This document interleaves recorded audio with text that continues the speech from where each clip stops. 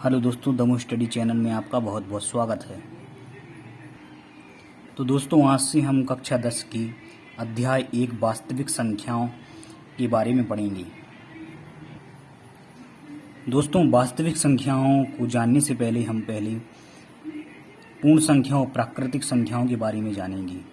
तो दोस्तों, सबसे पहले हम यहाँ संख्या रेखा के बारे में जानेंगे।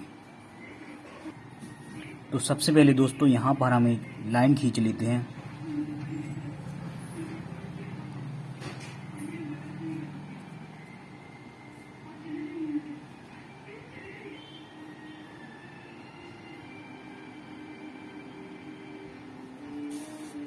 ये तो दोस्तों, लाइन का जो मुख्य बिंदु है वो 0 से शुरू होता है, यहाँ से। तो देखिए दोस्तों, यहाँ पे जैसे हम 0 लिख रहे हैं, 0 के बाद में दोस्तों यहाँ हम डालेंगे धनात्मक संख्याएं 1, 2, 3, 4, 5, 6, 7 और इस तरफ हम डाल रहे हैं ऋणात्मक, जैसे 1, 2, 3, 4, 5, 6, 7।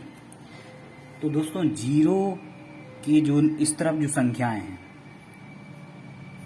वो कहलाती हैं, यहाँ से जैसे 0 से शुरू होता है। तो दोस्तों, पूर्ण संख्याएं क्या हैं? जो संख्याएं 0 से अनंत तक के लिए जाती हैं वह संख्याएं पूर्ण संख्या कहलाती हैं, और जो संख्याएं 1 से अनंत तक जाती हैं वे संख्याएं प्राकृतिक संख्याएं कहलाती हैं। इसको आप ध्यान रखिए दोस्तों। जैसा कि हम यहाँ पे ले रहे हैं 3, तो आप बताइए 3 कौन सी संख्या है? ये संख्या दोस्तों पूर्ण संख्या भी है और प्राकृतिक संख्या भी है, क्योंकि 0 से जो अनंत तक संख्याएं जाती हैं वह पूर्ण संख्याएं हैं, और 1 से अनंत तक संख्याएं जो जाती हैं वह प्राकृतिक संख्याएं हैं। अब देखिए दोस्तों, इस तरफ जो संख्याएं दी गई हैं, यहाँ धन का चिन्ह नहीं लगा, हमारी धनात्मक संख्याएं हैं, और इस तरफ जो संख्याएं दी गई हैं वह ऋणात्मक संख्याएं हैं। जैसे 1, 2, 3, 4, 5, 6, 7, 8, 9, 10 जी अनंत तक जो संख्याएं जाती हैं वह धनात्मक संख्याएं हैं, ऐसा।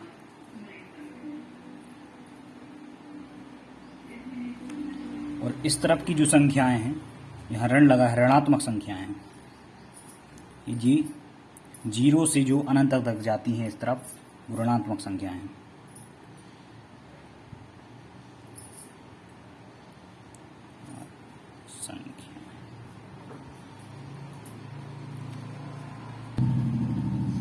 अब यहाँ पर दोस्तों जी जैसे शून्य दिया गया है, यहाँ यह ना तो धनात्मक है और ना ही ऋणात्मक पूर्णांक है। जैसे यहाँ हम लिख सकते हैं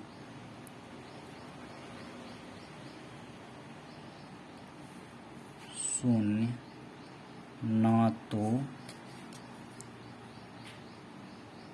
ऋणात्मक है ना धनात्मक पूर्णांक है।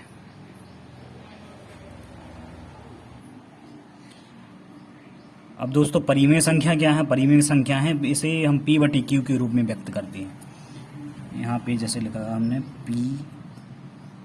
P/Q, जैसे यहाँ 3/5 ये हो गया, 4/5 और 3/2, ये क्या है? परिमेय संख्याएं हैं दोस्तों।